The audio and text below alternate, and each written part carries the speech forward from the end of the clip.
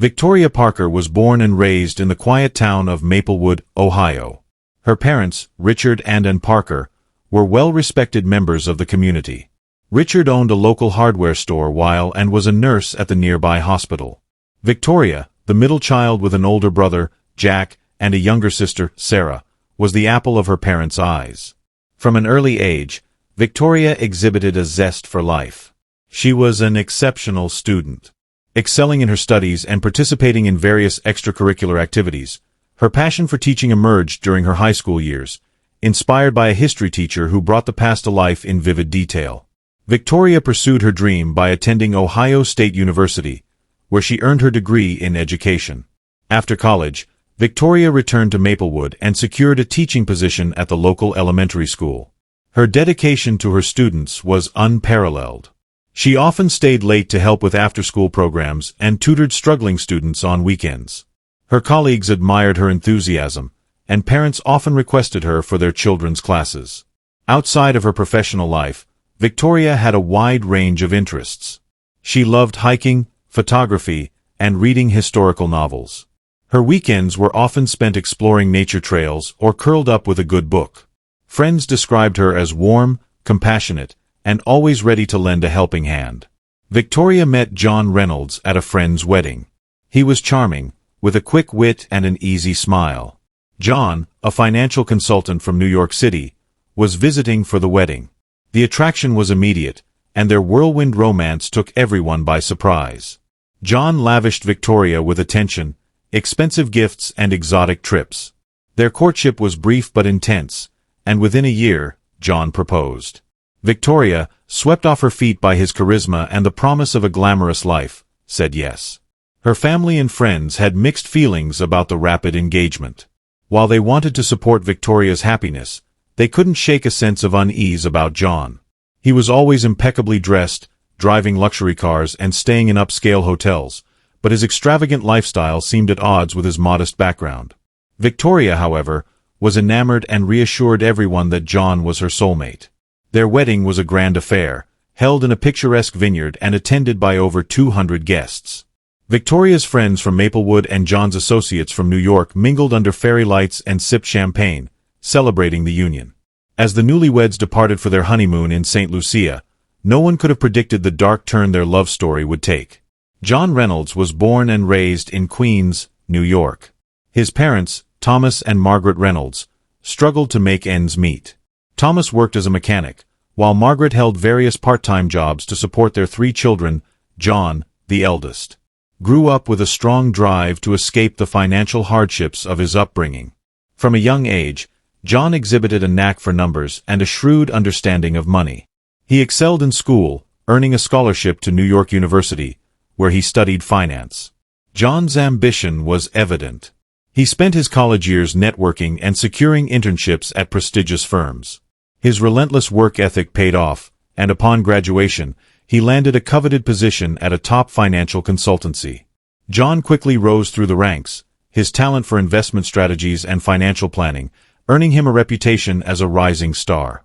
His success afforded him a lifestyle he had always dreamed of: designer suits, high-end cars, and a luxury apartment in Manhattan. However, his professional success masked deeper issues. Colleagues often described John as charming but ruthless, willing to bend the rules to achieve his goals. John's personal life was equally complex. His charm attracted many women, but his relationships were often short-lived. He had a series of high-profile romances, each ending abruptly amid rumors of infidelity and deceit. Despite this, he maintained a polished public image, carefully curating his social media to portray a life of sophistication and success. When John met Victoria Parker, she represented something different. Her genuine warmth and small-town innocence were a stark contrast to the superficial relationships he was accustomed to. To his friends, it seemed like John was truly in love for the first time. But as their relationship progressed, cracks began to appear. John's financial empire was not as solid as it seemed. Behind the scenes, he was entangled in risky investments and mounting debts. John's financial troubles were compounded by his extravagant spending habits. He kept these issues hidden from Victoria, presenting only the image of a successful and devoted partner. His decision to propose was as much about securing a future with Victoria as it was about seeking stability amid his growing financial chaos. Their wedding, though a joyous occasion, also marked the point where John's deceptions began to catch up with him. St. Lucia, with its lush landscapes and serene beaches, was the perfect backdrop for John and Victoria's honeymoon. They stayed at an exclusive resort, their bungalow perched on the edge of a secluded cove. The first few days were filled with romantic dinners, sunset walks and excursions to explore the island's natural beauty. Victoria documented their adventures on social media, her posts filled with joy and excitement. On the night of Victoria's disappearance, the couple dined at the resort's beachfront restaurant. The atmosphere was idyllic. Soft music played in the background and tiki torches flickered in the gentle breeze. Fellow diners noticed the couple laughing and holding hands, seemingly in love. The staff, accustomed to honeymooners, paid them little special attention.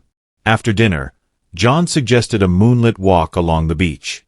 Victoria, always one for romance, readily agreed. They strolled along the water's edge, the sound of the waves mingling with their conversation.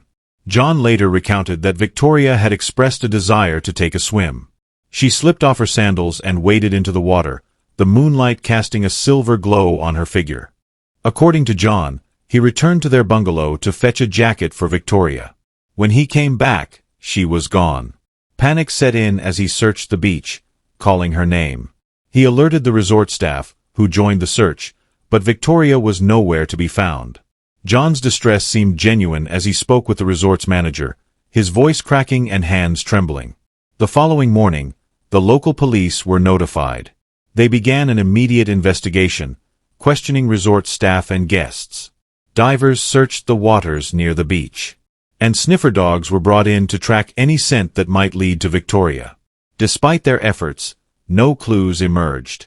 The beach was combed for any personal items, but nothing was found. As the hours turned into days, John's behavior began to attract scrutiny. He appeared genuinely distraught, but there were moments when his composure seemed forced. The police noted his meticulous recounting of events, almost as if rehearsed. Resort staff mentioned his insistence on calling his lawyer soon after Victoria's disappearance, which struck them as odd. Witnesses provided conflicting accounts. Some recalled seeing the couple arguing earlier in the day, while others described them as affectionate.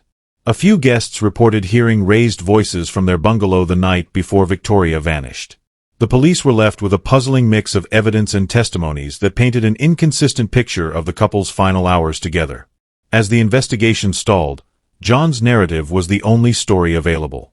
His plea for information was broadcast on news networks, his tearful face becoming the public image of a grieving husband. Yet behind the scenes, Detective Hayes was piecing together a different story, one that hinted at a more sinister truth. Detective Hayes arrived at the resort, greeted by the tropical heat and the sight of tourists enjoying their vacations, seemingly unaware of the drama unfolding.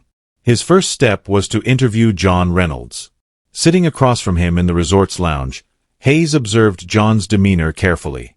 The man seemed genuinely distraught, but there was an underlying tension that the seasoned detective couldn't ignore. John recounted the events of the night Victoria disappeared, his voice steady but his eyes betraying a flicker of anxiety.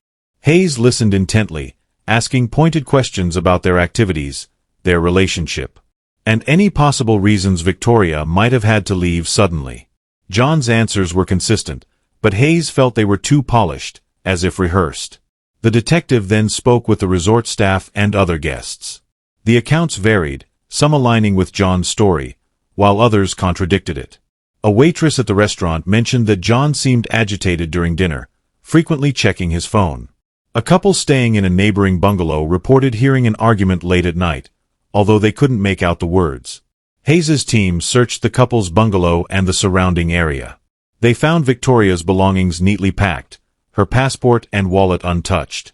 Her phone was missing, presumably with her. A thorough examination of the beach yielded no new clues. The tide and weather had likely washed away any trace evidence. As the days passed, the investigation broadened. Hayes looked into John's background, finding a man who was both successful and secretive. His financial records revealed a troubling pattern. Despite his high-paying job, John was deep in debt. Large withdrawals from his accounts suggested a gambling problem, and several investments had failed spectacularly. Hayes interviewed John's colleagues and friends in New York, uncovering a different side of him. They described John as charming but unreliable, with a penchant for risky ventures and a history of romantic entanglements. One colleague, who requested anonymity, mentioned that John had recently been involved in a scandal at work, hinting at financial misconduct. The detectives team also analyzed phone records and bank statements, uncovering a web of transactions that pointed to financial distress. Several large transfers had been made to offshore accounts, and John had taken out substantial loans shortly before the wedding. These findings suggested that John was far from the affluent figure he portrayed as suspicion around John grew. The investigation took a dramatic turn with the discovery of a letter in Victoria's handwriting found hidden in her suitcase. It was addressed to her parents and hinted at her growing unease about John. She wrote about discovering discrepancies in his stories and financial dealings, expressing fear that she had made a terrible mistake in marrying him. The evidence was mounting, and Detective Hayes felt the pieces of the puzzle starting to come together. But without Victoria, the case remained frustratingly incomplete. The detective was determined to uncover the truth, knowing that the facade of the perfect honeymoon was hiding something far more sinister. The financial investigation into John Reynolds' affairs revealed a cascade of deceit. Detective Hayes and his team uncovered a complex network of bank accounts, hidden assets, and dubious transactions. John's financial empire, once thought to be thriving, was crumbling under the weight of risky investments and substantial debts. As Hayes delved deeper, he discovered that John had been involved in several questionable business ventures. One such venture was a failed real estate development in Florida, which had resulted in significant losses for investors. Another was a tech startup that went bankrupt, leaving John with substantial debts. These ventures, combined with his gambling habits, had drained his resources and left him in a precarious financial position. John's secret debts and business failures provided a possible motive for foul play. With Victoria's disappearance, questions arose about potential life insurance policies or other financial benefits he might gain. Hayes's team found that John had recently taken out a substantial life insurance policy on Victoria, raising further suspicions. Testimonies from friends and colleagues about John's character began to form a consistent narrative. They described him as someone who would do anything to maintain his image of success, even if it meant deceiving those closest to him. Victoria, it seemed, had been drawn into a web of lies and financial manipulation.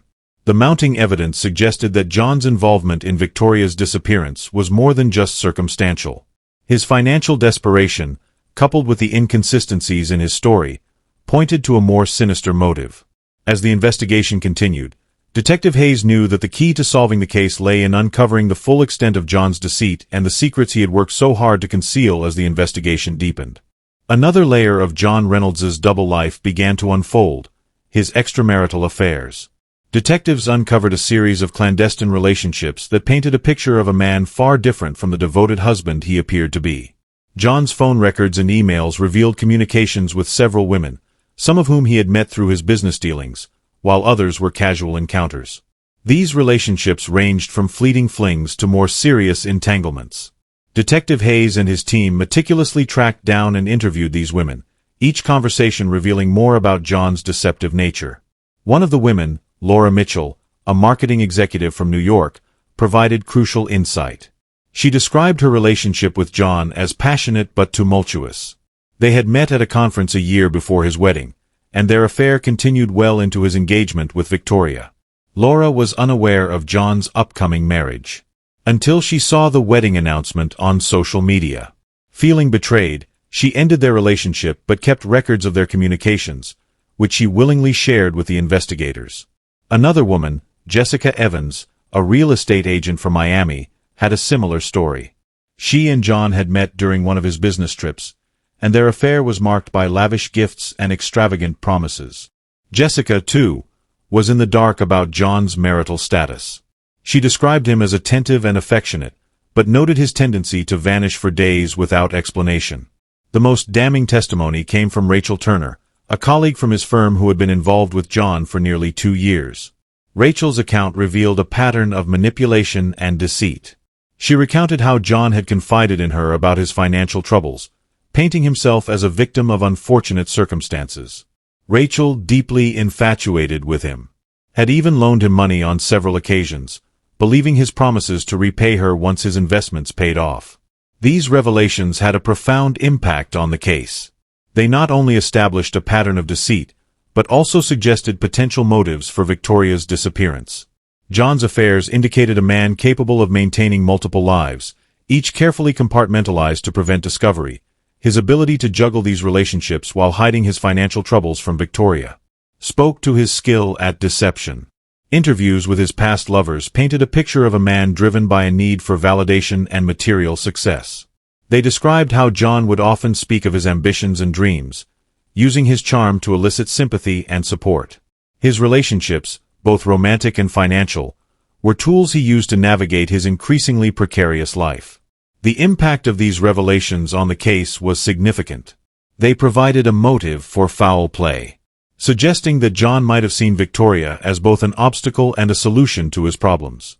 With his financial empire collapsing and his web of lies unraveling, the pressure on John had reached a breaking point.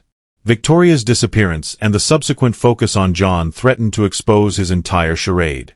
As Detective Hayes pieced together the evidence, it became clear that the investigation was far from straightforward. Each new discovery added complexity to the case. Revealing the depths of John's deceit and the lengths he was willing to go to maintain his facade, the true challenge lay in proving his involvement beyond doubt, a task that required uncovering every hidden aspect of his life. Just when Detective Hayes believed he had a clear picture of John Reynolds' involvement in Victoria's disappearance, a shocking twist emerged. A mysterious figure, previously unknown to the investigation, came forward with information that turned the case on its head. The figure was a man named Alex Carter, a private investigator from New York. Alex contacted Detective Hayes, claiming to have crucial information about John Reynolds and his activities. Intrigued and cautious, Hayes arranged a meeting. In a dimly lit cafe, Alex revealed his connection to the case. Alex explained that he had been hired by an anonymous client to investigate John Reynolds months before Victoria's disappearance. His client had suspected John of financial misconduct and infidelity, and Alex's investigation had uncovered significant evidence of both. He had been tracking John's movements in communications, documenting his secret affairs and shady business dealings. But Alex's most startling revelation was about Victoria. According to his findings, Victoria had discovered John's infidelity and financial troubles shortly before their wedding. She had confided in a close friend. Expressing her doubts and fears about marrying John, this friend, concerned for Victoria's safety, had anonymously hired Alex to gather evidence, hoping to give Victoria a way out of her situation. Alex provided Detective Hayes with a dossier of his findings, including photographs, financial records, and transcripts of conversations. One particularly damning piece of evidence was a recording of a conversation between John and an unknown associate. Discussing plans that hinted at foul play, the recording suggested that John had been plotting something sinister, although the details were vague. This new information complicated the case significantly. It introduced the possibility that Victoria might have been aware of John's plans and had taken steps to protect herself. Detective Hayes considered the idea that Victoria could have staged her disappearance to escape John's clutches, although the lack of concrete evidence made this theory difficult to prove. Hayes decided to re-interview everyone involved. Armed with the new information, he spoke again with Victoria's family and friends, uncovering more details about her state of mind before the wedding. Victoria's best friend, Lisa, revealed that Victoria had been increasingly anxious in the weeks leading up to the honeymoon. She had confided in Lisa about her fears and mentioned the anonymous tipster who had warned her about John. John's reaction to the reopened investigation was one of surprise and agitation. He denied any involvement in Victoria's disappearance and dismissed the evidence provided by Alex Carter as fabrications. However, his growing frustration and inconsistent statements only added to the suspicion surrounding him. The twist in the case forced Detective Hayes to consider all possibilities. He intensified the search for Victoria, exploring the idea that she might have gone into hiding. The investigation expanded to include airports, border crossings, and potential safe houses. The media coverage, once focused solely on John, began to speculate about Victoria's fate and her possible role in the unfolding drama. As the investigation continued, Detective Hayes faced mounting pressure to solve the case. The new information from Alex Carter provided valuable leads, but it also complicated the narrative, making it harder to distinguish between victim and perpetrator. Hayes knew that the truth lay somewhere within the tangled web of deceit and betrayal, and he was determined to unravel it. The investigation into Victoria Parker's disappearance stretched on for months, with Detective Hayes and his team following every lead, no matter how tenuous. The case had become a national obsession, with the media closely monitoring every development. Public opinion was divided. Some believed John Reynolds was guilty of foul play, while others speculated that Victoria had staged her own disappearance to escape a troubled marriage. The breakthrough came unexpectedly. A hiker in a remote part of St. Lucia discovered a makeshift campsite hidden in the dense jungle. Among the belongings were items that matched the descriptions of Victoria's possessions, including a distinctive bracelet she was known to wear. The discovery reignited the investigation, with search teams scouring the area for further clues. Eventually, they found Victoria. She was alive but severely dehydrated and disoriented. Victoria had indeed staged her disappearance. Driven by fear and desperation after uncovering John's deceit and feeling trapped in the marriage, she had fled into the jungle, intending to disappear entirely. But the harsh conditions had taken a toll on her health. Victoria's rescue brought a mix of relief and outrage. While many were glad she was safe, questions about her actions and the trauma she endured dominated the public discourse. Detective Hayes interviewed Victoria extensively, piecing together her story. She described the mounting pressure she felt after discovering John's infidelities and financial troubles. The anonymous tip from Alex Carter had been the final straw, prompting her to take drastic action. John Reynolds was arrested and charged with multiple crimes, including fraud, embezzlement, and conspiracy to commit harm. The evidence provided by Alex Carter, combined with Victoria's testimony, built a strong case against him during the trial. The full extent of John's deceit was laid bare. His financial empire had been a house of cards, supported by lies and illegal activities. The jury found him guilty on all counts, and he was sentenced to 10 years in prison.